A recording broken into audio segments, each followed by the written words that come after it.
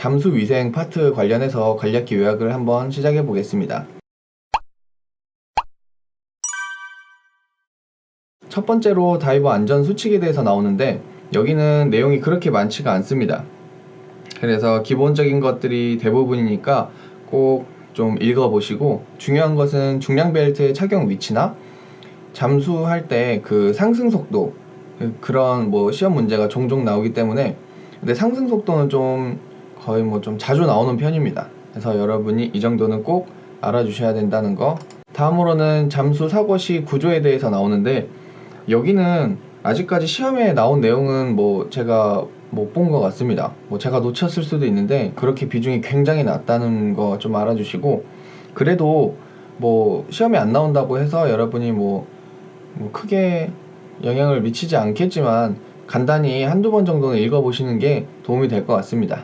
다음은 잠수 사고 시 응급처치 관련해서 나오는데 심장이 정지한 사람에게 어떤 조치를 해야 되는지, 그리고 구강대 구강호흡법은 1분에 몇 회 정도를 해야 되는지, 다음으로는 심장기능이 정지 시간에 따른 뇌손상, 여기까지 책 내용에 다 있으니까 여기는 꼭 외워주셔야 된다고 보면 될 것 같습니다.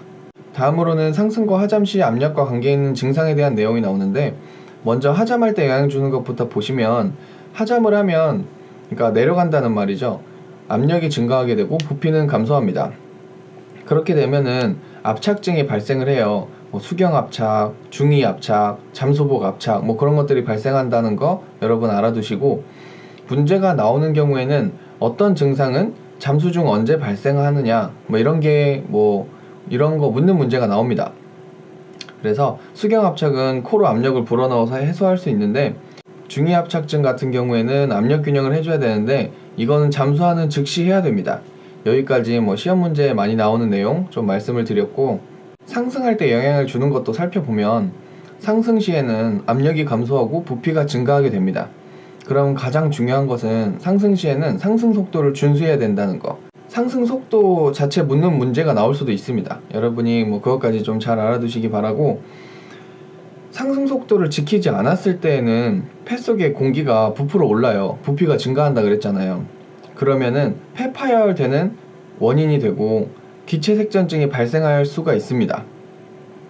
그래서 이거를 해결하려면 공기를 내뿜으면서 상승을 해야 되는데 그런 문제도 시험에 나오니까 지금 말씀드린 내용 정확히 좀 파악해 주시기 바라고, 또 상승 중에 현기증 발생 확률이 제일 높습니다. 여기까지 잘 알아두시면 도움이 될 것 같습니다. 다음으로는 피하의 기흉? 이 파트는 가볍게 읽고 넘어가시면 될 것 같습니다.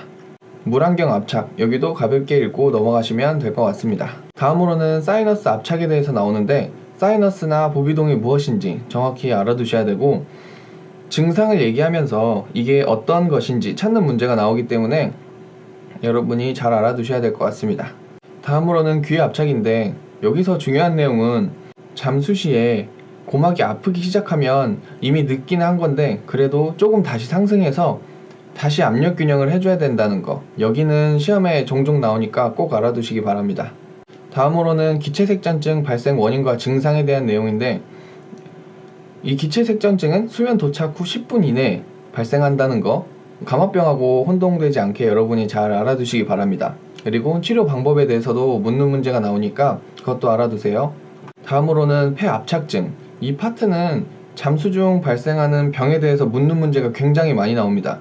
어떤 병이나 어떤 법칙들, 그리고 원인들이 정말 헷갈리게 많이 나와요. 무작정 외우시면 헷갈리니까 각각 따로따로 메모를 하시면서 이렇게 공부하시는 게 도움이 더 많이 될 것 같습니다. 다음으로는 비상상승인데, 여기는 가끔 문제가 나오니까 가볍게 읽고 넘어가 주시면 됩니다. 그러니까 기출문제를 더 풀어보시면 된다는 거예요. 다음으로는 산소 중독인데, 여기는 산소의 함량이 높으면 산소 중독에 걸릴 위험이 굉장히 높아진다. 이거 꼭 알아두시고 기출문제를 많이 풀어보시면 도움이 될 것 같습니다. 다음으로 탄산가스 과잉에 대해서 나오는데, 여기도 가볍게 읽고 기출문제 더 풀어보시는 게 도움이 될 것 같습니다.